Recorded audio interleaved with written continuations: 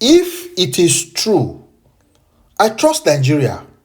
Once another administration comes on board, there will be revoking. They did it in Lagos already. It is Abuja's turn now.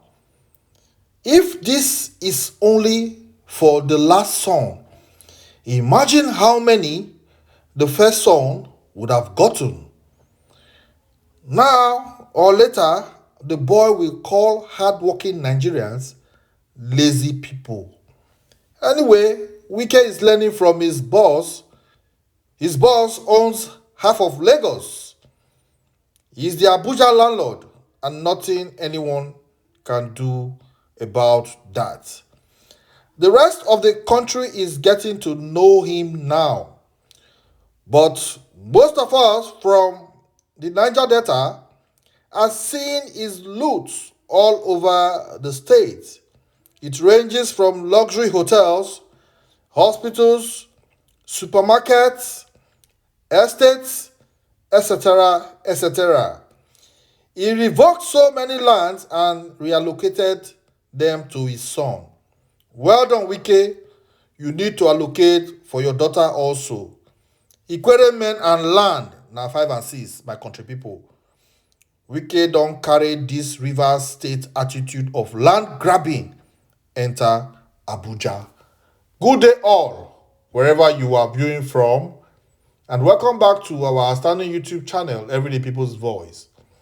A fearless media platform where we hold leadership accountable and we will not trade the right to press freedom and free speech for a piece of cake.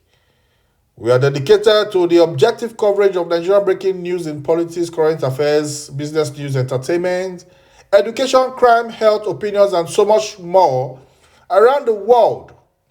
Our mission is to provide steadfast and quality news reports and also to bring the news directly to you from where and when they happen. Our sources of information are reliable and accurate, with a comprehensive up-to-date news coverage aggregated from sources all over the world and every corner of the globe.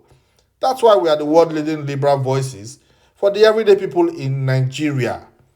But before I continue, if this is your first time of coming across our channel, please help us subscribe, like, and share our video. Thank you once again for staying tuned. Meanwhile, the masses can't even afford 5,000 naira land for akara and pure water to sell. This isn't governance. This isn't governance. This is a full-blown family and friends real estate business with national anthem playing in the background. At this rate, by 2027, Nigerian politicians go don allocate the moon to their daughters, Atlantic Ocean to their in-laws, even oxygen to their grandchildren. And they will still tell us to be patient and pray. The scale of corruption under President Bola Tinubu is mind-blogging, but easily predicted by the reckless desperation of power that brought him into office. The strange alliance and the state capture agenda he is implementing is worrisome. This administration is more corrupt than the Abacha regime, I must confess. If Emefiele could steal so recklessly under former President Muhammadu Gaskiya Buhari, what is going on under this current President Tinubu? Wike and Akpabio is at least 15 times worse. I laugh when people say this man is a political genius. He and Wike are both the same. Embezzle money like mad and throw it at everybody and anybody just to have their way. Zero charisma or no presence at all. But there was a press release earlier today from Wike's aide debunking claim of allocating land to his son. In his word, I quote, he said he claimed that the minister of the Federal Capital Territory, Nyesom Wike, allocated hectares of land to one of his sons in Maitama and Asokoro has been described as another falsehood from the vault of those whose main job is to malign the FCT minister. Now the year and so. Larry Olayinka, Senior Special Assistant on Public Communications and Social Media to the FCT Minister, in a statement today said not even a single plot of land has been allocated to any of the minister's children. Oh, is that what you think? He describes those behind the publication as quack journalists who lack basic training in journalism. Asking in Asokoro and Maitama of today, where can the FCT minister see 2,000 hectares of land to allocate to anyone?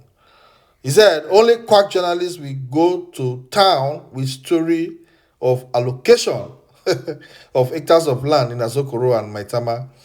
Reasons some of us have continually advocated for professionalism in journalism.